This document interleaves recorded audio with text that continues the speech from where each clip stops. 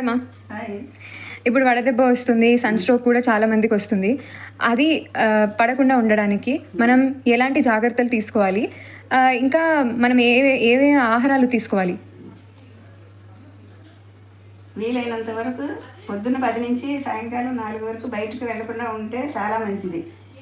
తప్పనిసరిగా వెళ్ళాల్సిన పరిస్థితుల్లో తలకి ఏదైనా క్యాప్ కానీ లేకపోతే గొడుగు కానీ ఏదైనా తలకి ఏదైనా చేసి వేసుకోవాలి.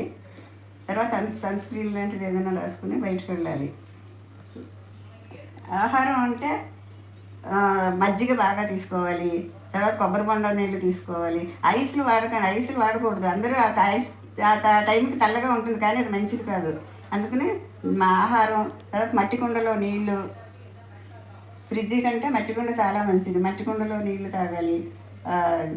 తర్బూజా పళ్ళు బాగా తినాలి, ఫ్రూట్స్ బాగా తినాలి, తీసుకోవాలి.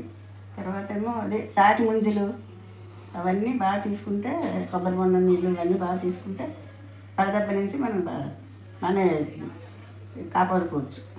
విన్నారు కదా, ఇలాంటివి మనం పాటిస్తే మనకు వడదెబ్బ అనేది తగలకుండా ఉంటుంది. Thank you. Follow for more.